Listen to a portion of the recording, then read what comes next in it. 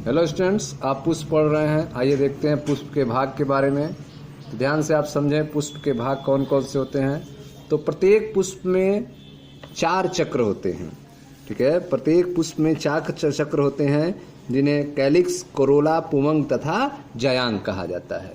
प्रत्येक पुष्प में 4 चक्र होते हैं, जैसे कैलिक्स, कोरोला, पुमंग तथा जायांग।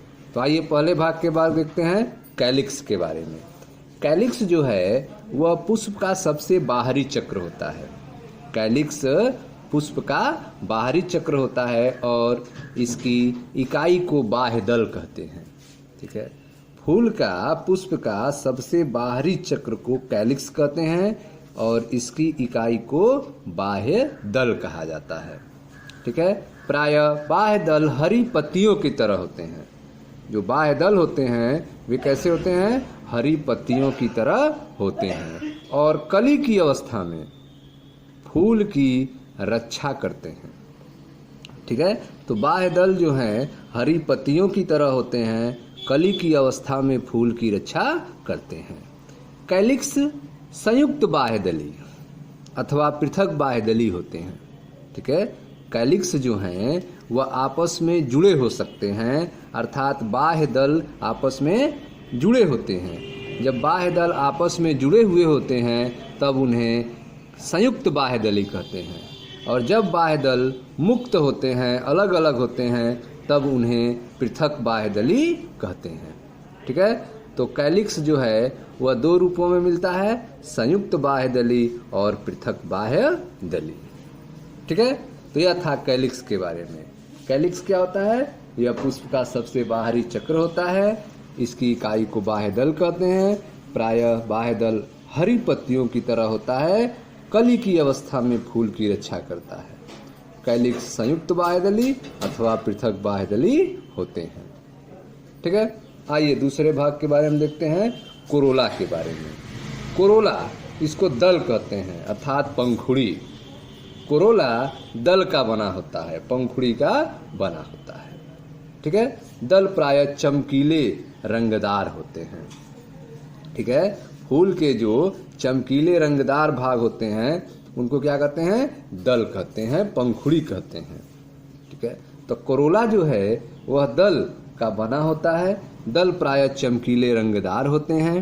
ये परागण के लिए कीटों को अपनी ओर आकर्षित करते हैं। ठीक है, तो दल का जो कलर है, रंग है, वो किस लिए है? वह परागण के लिए कीटों को अपनी तरफ आकर्षित करने के लिए है। ठीक है, कैलिक्स की तरह कोरोला भी संयुक्त दली अथवा पृथक दली हो सकता है। ठीक है, जिस तरह से कैलिक्स जो है संयुक्त बाह्यदली, पृथक बाह्यदली होता है, उसी तरह से कोरोला भी संयुक्त दली अथवा पृथक दलीय हो सकता है। ठीक है, पौधों में कोरोला की आकृति तथा रंग। ठीक है, पौधों में कोरोला की आकृति तथा रंग भिन्न भिन्न होती है, अलग अलग होती है। ठीक है, पौधों में कोरोला की आकृति भिन्न भिन्न होती है। जहाँ तक आकृति का संबंध है, ठीक है, कोरोला की आकृति नलिकाकार, घंटाकार, कीप के आकार की, ठीक है, तथा चक्राकार हो सकती है। ठीक, तो कोरोला की आकृति कैसी हो सकती है? तो अलग अलग हो सकती है, भिन्न भिन्न आकार की हो सकती है। वह नलिकाकार हो सकती है, घंटाकार, कीप के आकार की हो सकती है तथा चक्राकार हो सकती है। ठीक है, पुष्प दल विन्यास को देखते हैं। ठीक है, पुष्प दल विन्यास पुष्प कली में उसी चक्र की अन्य इकाइयों के सापेक्ष बाह्य दल अथवा दल के लगने के क्रम को पुष्प दल विन्यास कहते हैं।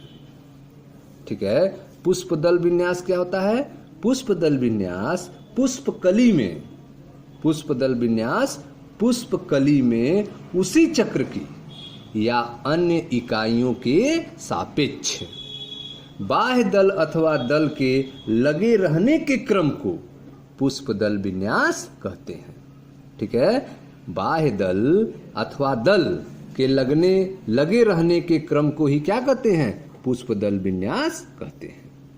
यह पुष्पदल विन्यास किसके सापेक्ष होता है? यह पुष्पकली में उसी चक्र की या अन्य इकाइयों के सापेक्ष होता है। ठीक है, तो पुष्पदल विन्यास पुष्पकली में उसी चक्र की या अन्य इकाइयों के सापेक्ष बाह्य दल अथवा दल के लगे रहने के क्रम को पुष्पदल विन्यास कहते हैं। पुष्पदल विन्यास प्रमुख प्रकार के कोरस्पर्शी, व्यावर्तित, कोरछादी, बैक्जिलरी होते हैं। ठीक है, तो पुष्पदल विन्यास जो हैं वे अलग अलग प्रकार के हो सकते हैं। पुष्पदल विन्यास अलग अलग प्रकार के हो सकते हैं। उनमें जो प्रमुख प्रकार होता है वह होता है कोरस्पर्शी, व्यावर्तित, कोरछादी, बैक्जिलरी। ठीक है, देखें ध्यान से, पुष्पदल विन्यास के फिगर को आप यहाँ देख रहे हैं। इसमें देखें ध्यान से, यह आपका है अलग अलग पुष्पदल विन्यास, जिसमें पहला आप देख रहे हैं कोरस्पर्शी पुष्पदल विन्यास। देखिए स्टूडेंट्स, तो यह है आपका कोरस्पर्शी पुष्पदल विन्यास, जिसमें आप देख रहे हैं किनारे एक दूसरे को स्पर्श कर रहे हैं। इस तरह से इसका पुष्प चित्र बनाते हैं और पुष्प में देखें पुष्पदल को, या आप देख रहे हैं कि किनारे एक दूसरे के स्पर्श कर रहे हैं। अगर इस तरह से पुष्प होता है जिसके किनारे एक दूसरे को स्पर्श करें तो इसको कहते हैं कोरस्पर्शी, और उसका रेखा चित्र इस तरह से बनाते हैं। ठीक है, यह है आपका व्यावर्तित, व्यावर्तित जिसमें एक अंदर होता है और एक बाहर होता है। ठीक है, एक अंदर, जैसे यहाँ पे देख रहे हैं यह बाहर है, यह अंदर है, तो ठीक इसका दूसरा हिस्सा बाहर हो जाएगा और इसका पहला हिस्सा अंदर हो जाएगा। दूसरा हिस्सा बाहर, पहला हिस्सा अंदर। तो आप देख रहे हैं कि एक अंदर होता है, दूसरा बाहर, एक अंदर एक बाहर, एक अंदर एक बाहर। इस तरह का जब दल विन्यास होता है तो इसे कहते हैं व्यावर्तित। ठीक है, फिर आता है आपका कोरछादी। कोरछादी में आप देखें एक अंदर होता है पूरी तरह से और एक पूरी तरह से बाहर होता है। ठीक है, बाकी जो हैं अंदर बाहर होते हैं।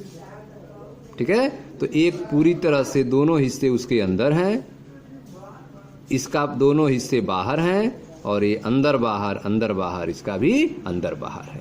तो अगर इस तरह से दल का विन्यास होगा तो इसे क्या कहेंगे? कोरछादी कहेंगे। ठीक है, तो यह आपका कोरस्पर्शी या व्यावर्तित, यह हो गया आपका कोरछादी। अब यहाँ देखें बैक्जिलरी। बैक्जिलरी में एक सबसे ऊपर आप देख रहे हैं एक हिस्सा होता है। ठीक है, दो हिस्से आपस में जुड़े रहते हैं। ठीक है, और यह दो हिस्से आप देख रहे हैं। इस तरह का अगर कहीं पे विन्यास दिखाएगा दल का तो इसे बैक्जिलरी कहते हैं। ठीक है, यह मटर फूल के बारे में, मटर के फूल में ऐसा दिखाई देता है बैक्जिलरी क्रम। तो पुष्पदल विन्यास जो हैं अलग अलग प्रकार के हैं। प्रमुख प्रकार में आपने देखा कोरस्पर्शी, व्यावर्तित, कोरछादी और बैक्जिलरी। ठीक है, आइए पढ़ते हैं किसमें इस तरह का विन्यास पाया जाता है। ध्यान से देखें, जब चक्र के बाह्य दल अथवा दल एक दूसरे के किनारों को केवल स्पर्श करते हों उसे कोरस्पर्शी कहते हैं, जैसे कैलोट्रोपिस में। ठीक है, तो आप देख रहे हैं कि जब चक्र के बाह्य दल अथवा दल एक दूसरे के किनारों को केवल स्पर्श करते हों तो उसे कोरस्पर्शी कहते हैं, जैसे कैलोट्रोपिस में। यदि किसी दल अथवा बाह्य दल का किनारा अगले दल पर तथा दूसरे तीसरे आदि पर अति व्याप्त हो तो उसे व्यावर्तित कहते हैं, जैसा कि हमने आपको फिगर में समझाया। ठीक है, तो यदि किसी दल अथवा बाह्य दल का किनारा अगले दल पर तथा दूसरे तीसरे आदि पर अति व्याप्त हो, ओवरलैपिंग हो, तो उसे व्यावर्तित कहते हैं, जैसे गुड़हल, भिंडी तथा कपास में होता है। यदि बाह्य दल अथवा दल दूसरे पर अति व्याप्त हो, एकदम ओवरलैप हो जाए, ठीक है, उसकी कोई विशेष दिशा नहीं होती है। यदि बाह्य दल अथवा दल दूसरे पर अति व्याप्त हो तो उसकी कोई विशेष दिशा नहीं होती। इस प्रकार की स्थिति को कोरछादी कहते हैं, जैसे केसिया तथा गुलमोहर में। ठीक है, तो यदि बाह्य दल अथवा दल दूसरे पर अति व्याप्त हो तो उनकी कोई विशेष दिशा नहीं होती। इस प्रकार की स्थिति को कोरछादी कहते हैं, जैसे केसिया तथा गुलमोहर के फूल में। मटर सेम में 5 दल होते हैं। मटर सेम में क्या होते हैं? 5 दल होते हैं। मटर सेम में 5 दल होते हैं। ठीक है, इनमें से सबसे बड़ा मानक होता है। यह देखें, यह सबसे बड़ा है। जो मानक है इसको स्टैंडर्ड कहते हैं, सबसे बड़ा को। ठीक है, मानक 2 पार्श्वों को पंख कहते हैं। यह जो 2 किनारे हैं देख रहे हैं, इनको क्या कहते हैं? पंख कहते हैं। 2 पार्श्वों को पंख कहते हैं। ये 2 सबसे छोटे अग्रदल को व्यावर्तित करते हैं, अति व्यापित करते हैं। ठीक है, तो यह जो 2 छोटे होते हैं उनको क्या करते हैं? अति व्यापित करते हैं। ठीक है, इस प्रकार के पुष्प दल विन्यास को बैक्सिलरी अथवा पेपिलियोनेसियस कहते हैं। ठीक है, तो मटर और सेम में 5 दल होते हैं। इसमें से जो सबसे बड़ा होता है उसको मानक या स्टैंडर्ड कहते हैं। 2 पार्श्व जो होते हैं उनको पंख कहते हैं। 2 पार्श्व को पंख कहते हैं। और ये 2 सबसे छोटे अग्रदलों, ये 2 सबसे छोटे अग्रदलों को अति व्यापित करते हैं, ढकते हैं, ओवरलैप करते हैं। इस प्रकार के पुष्पदल विन्यास को बैक्सिलरी अथवा पेपिलियोनेसियस कहते हैं। ठीक है, तो यह हो गया आपका पुष्पदल विन्यास के बारे में। ठीक है, यह पुष्प के कुछ भाग यहाँ पे दिखाए गए हैं। यह आपका जायांग का फिगर है।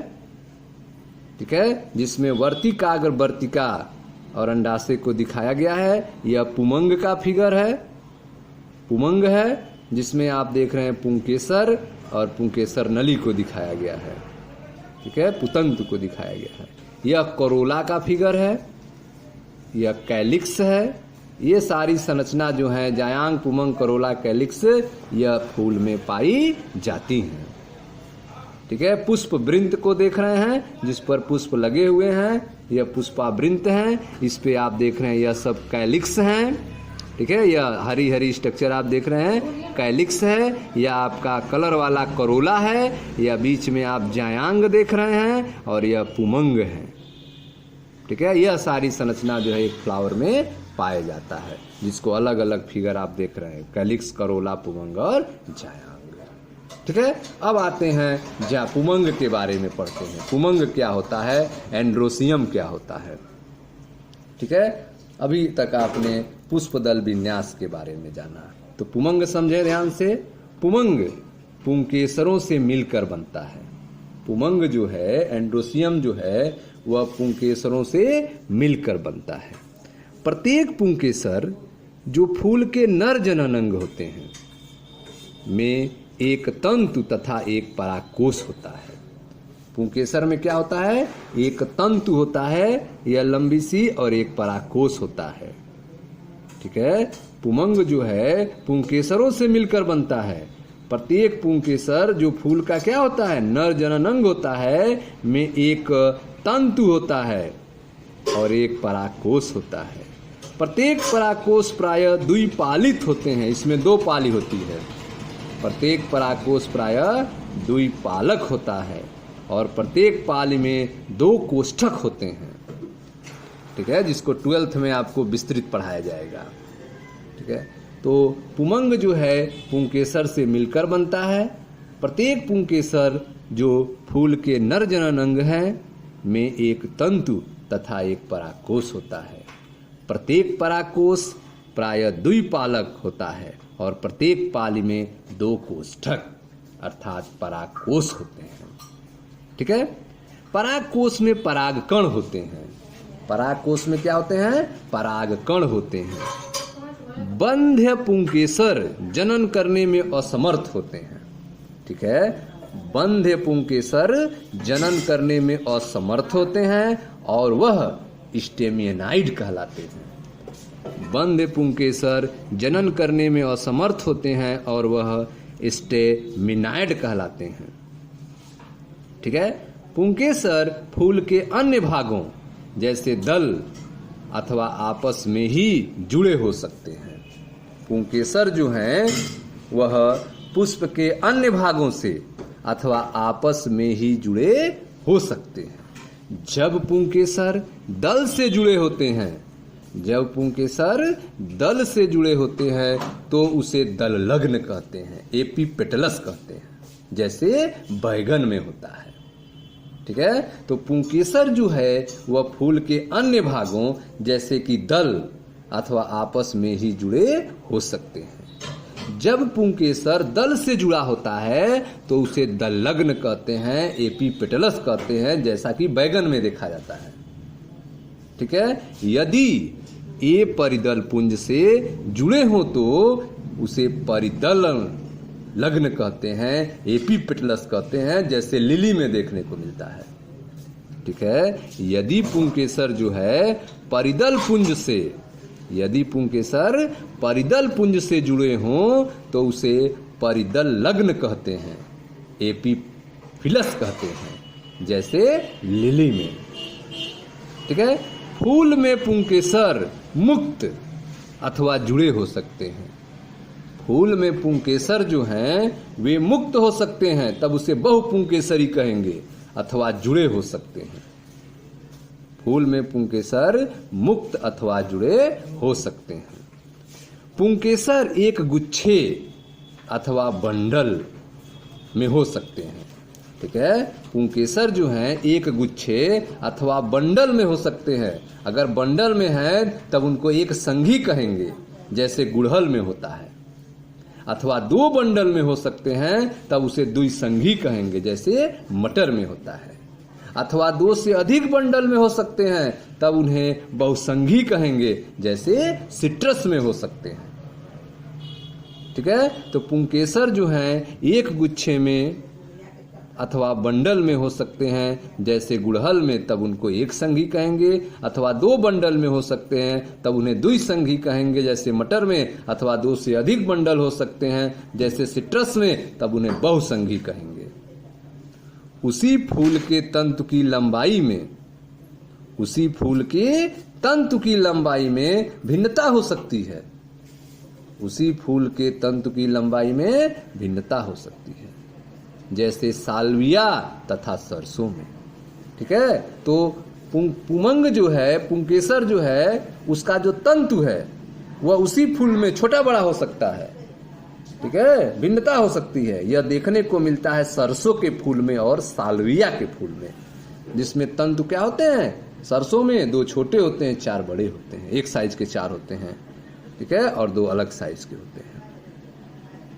यह था आपके पुमंग के बारे में। अब आइए देखते हैं जायांग के बारे में।